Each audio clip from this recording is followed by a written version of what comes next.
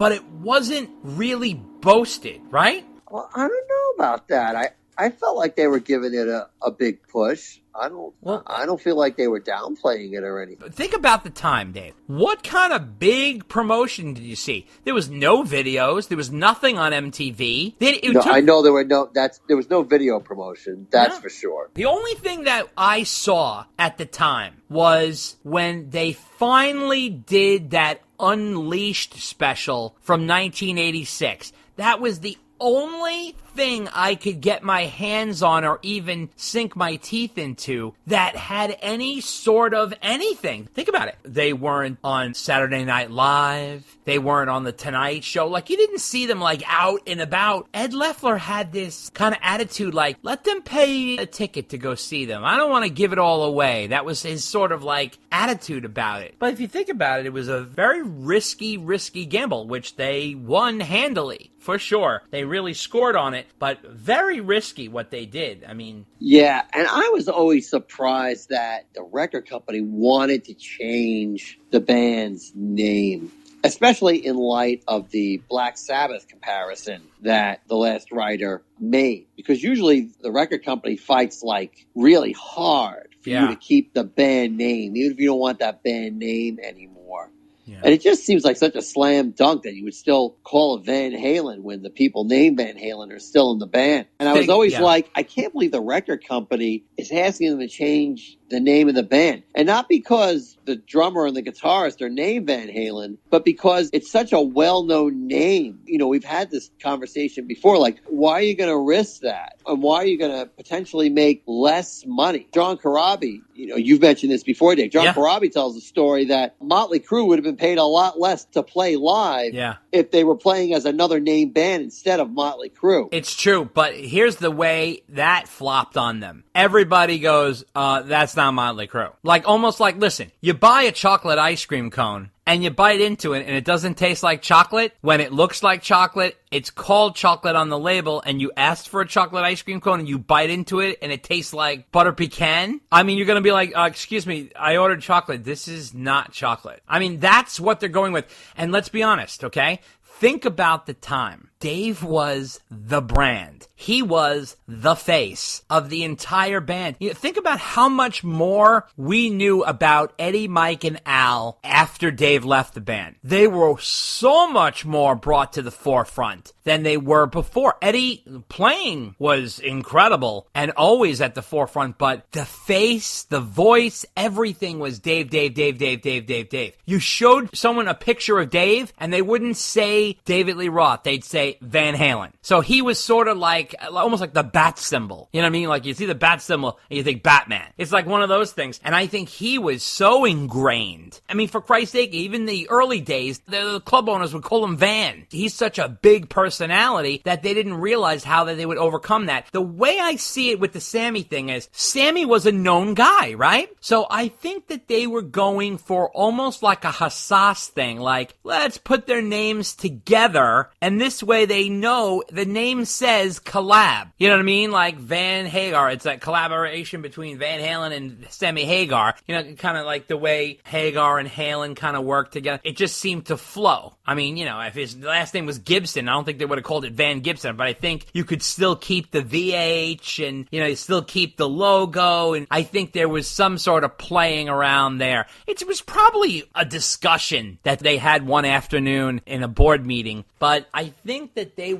really thought, especially Ted was convinced, Dave will be back. And this is during Eat 'Em and Smile. Like, this is not during, like, Crazy from the Heat. He's like, he'll get the Eat 'Em and Smile out of his system. You know, Eddie will do the album with Sammy, and then we'll get back and we'll do the thing again. And that never happened. I mean, I don't know how he didn't see the writing on the wall there, but it was clear. Anyway, on to letter number 6, and that comes from Paul Davis, Dave, and he said, LMAO, I can't believe that Quiet Dave didn't get the Doogie reference in my letter. That's okay, I still got a big laugh out of it. Thanks for all you guys do, Paul Davis. He was calling you out there, Dave. Remember that at the end of the mailbag? You got tired, and I did that whole joke, and then you were like, oh, yeah, I know that. That's rough. That went completely over my head. I see he's not calling himself Vegas Paul Davis. Yeah, I think he might have just forgot, but he's certainly Vegas Paul Davis. However, Dave, letter number 7 comes from Southeast nice guy Kurt Lankos. Look at that, Dave. I think I got it right. Isn't it right? Lankos? I don't think so. It's not. All right, let me try it again. I think it was Lawn Swa. It's like putting all these I don't know, this poor bastard. But let me tell you something. This guy is a piece of work. Hey, Daves, I just completed a Fair Warning 40th anniversary episode with Martin Popoff and Eddie Trunk. Once again, I mentioned your podcast on the show and referenced the listeners with your 5th anniversary show where you spoke to Dweezil Zappa about Fair Warning. And I mentioned it in the episode, and I also linked to your episode in the show notes. Check it out, and he sent it to us. I am just now completing your conversation with Dweezil, and I enjoyed the Vargas interview. Great stuff. Have a wonderful weekend, my friends. Southeast Kurt. And Kurt is becoming a little bit of a promotional machine here, promoting his podcast with every word he writes. He will be nice guy Kurt to me because he really does go out of his way. He is. He's very, very nice. I just break his balls a little bit there. But he is very nice, and he's been incredibly kind to Dave and I, sending us the Van Halen beer. He got us that. He's been always referencing our podcast and praising that and promoting our podcast. So, yes, I'm just teasing you, Kurt. I'm just joking around. You can promote your pod. In fact, he's the Retro Zest podcast. You guys want to check it out? Retro Zest podcast. He has a Fair Warning 40th anniversary episode, Martin Popoff and Eddie Trunk. Check it out. Letter number 8, Dave, comes from Steve Ustick in Michigan. Okay. Hi, Dave and Dave. First, I want to say congratulations on your 5th anniversary. I enjoyed every episode from the beginning, and thank you for the podcast. As everyone knows, in 1987, when Valerie Bertinelli was a guest host on SNL, Eddie was there during the week leading up to the show and hanging out with the musicians in the office. G.E. Smith invited Ed to play with him and the band for a special jam on Stompin' at 8H, in which Eddie proceeded to melt everybody's faces on the night of the show. But something strikes me as interesting and odd that no one discusses. The scheduled musical guest that night was not Eddie, rather the Robert Cray Band. Cray was an 80s era Clapton protege, a lead guitarist fairly well known in the guitar world. Other than showing as a musical guest, he is never mentioned in any discussions related to that episode. Nothing about whether he met Ed or being on friendly terms with him. No pictures of the two of them together. No interviews of the two of them mentioning each other. Don't you think this is odd? Two guitars strongly influenced by Clapton, and they've got nothing to talk about or to be buddies over? I wonder if Cray was less than thrilled about Smith inviting Eddie to jam, by which Eddie proceeded to blow the scheduled musical guest out of everyone's memories. Or perhaps Cray was invited to jam with Ed, but because Cray was part of Clapton's inner circle, which did not include Eddie, he was similar to Clapton in that he just didn't like Eddie's playing, therefore choosing to keep his distance from Ed. Curious what you think, Steve Ustick from Michigan. Well, I tell you what, Steve, it is curious to me, but it might be a scheduling thing. Now, let's look at this. Okay, so Robert Cray, at the time, was touring heavily and promoting his album. He was doing very well, and he might have come in and out very often with SNL. And I know this because a friend of mine who works on the SNL staff, okay? Very often those bands are kept completely separate from the actual show. So they're almost loading in, banging it out, and loading out. Because very often they're doing SNL in between shows. There actually have been bands that have played Madison Square Garden and then gone to SNL, played SNL, and went back on the tour bus and went to the next gig. So that I know has happened multiple times, and very often it's a tight scheduled window. So there might not have been a lot of time for play. However, I will give you this little taste of information. I have interviewed Mr. Robert Cray. I happen to be an incredible fan of his playing. I think he's unbelievable. He's a very serious dude. Very, very serious guy. I don't get the vibe that he would be like a guy to jump in and jam impromptu. Not that he's not capable, but I think he's a little more methodical than that. I cannot speak to him exactly, but I just get that feeling. Eddie will pick up a guitar and play with anybody at any time. He always just loved to play. Some musicians are not like that. They like to be prepared. Or have you heard anything about this, Dave? No, until that letter. I didn't even realize there was another musical guest on the show. That's a good point. I thought Ed was the musical guest. Oh, now you just hurt Mr. Cray's feelings. I know. I just had no idea. So who knew? Wow, that's a revelation to me. It is. Letter number 9 comes from Johnny Booth from Fredericksburg, Virginia. And he says, "Hey, Dave and Dave, really enjoyed the 5th anniversary episode, and thanks so much for letting me be a part of it. I say Dweezil Zappa did a great job of expressing what Van Halen has meant from a guitarist point of view,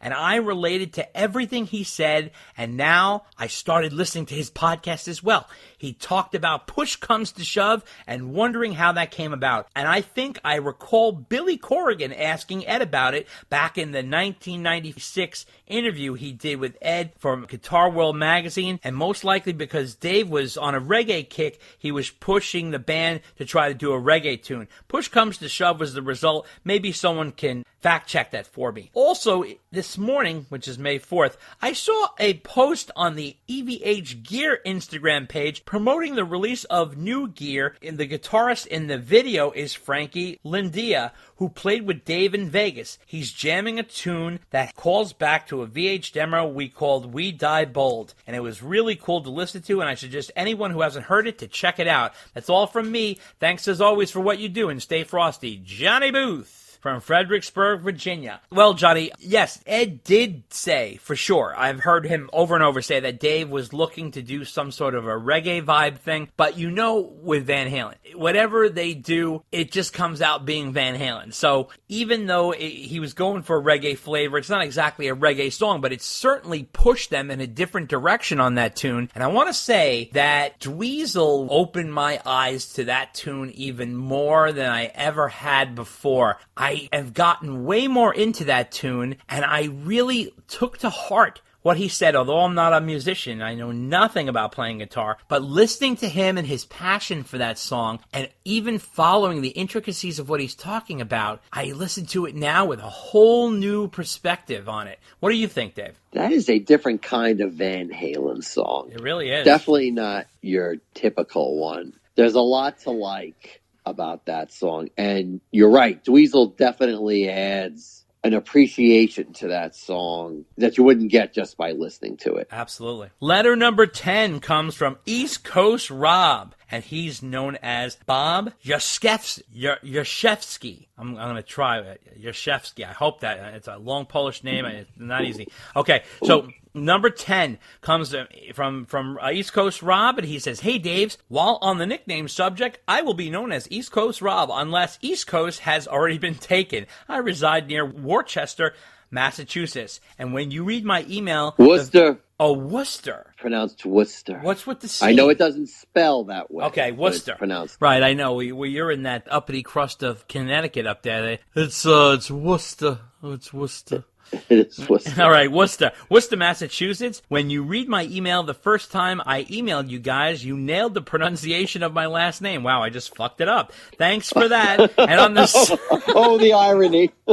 Unbelievable. Yashevsky. I'm hoping I get that right, because I think I have a friend of mine who has a similar last name, but all right, whatever. So on the subject of keyboards in Van Halen, I never understood the debate. Some of the greatest bands from the 60s and 70s use keyboards, and I say welcome to the club. Below is a link for Quieter Dave, because the Monkees are on their farewell tour, and I noticed they are coming to Unixville, Connecticut in Mohegan Sun. Everybody wants to feed your Monkees fix, Dave. I love how everybody's always letting you know about the Monkees. I think you're going to one of the gigs, right? Yeah, I'm planning on going to see them in Huntington, Long Island, actually, Wow. because that's a more intimate venue than Mohegan. I might see them in Mohegan, too, if the price is right. So, we'll see. Let me put it it's to you the this last way. tour, man. It's the last tour. This is the end. So this This is when you reach deep into that cobwebbed wallet of yours, and and you give Mr. Nesmith and Mr. Dolenz your last bottom dollar. Indeed. That's right, because you like a nice intimate evening with Mr. Nesmith. You like to get close to him and I do. Really smell the liquid paper. I do. The keyboards used in Van Halen is so overblown, and I'm going to tell you where I think this fucking comes from, and I hate to say this because I listen to him every day, is Eddie Trunk. Eddie, as much as I love Eddie, he bashes the living hell out of Van Halen with the 1984, with the keyboard album. There's 9 tracks on Van Halen's 1984. 3 of them have keyboards. One of them is not even a song. It's just an intro. So technically, it's like 2 songs with keyboards. The rest are smoke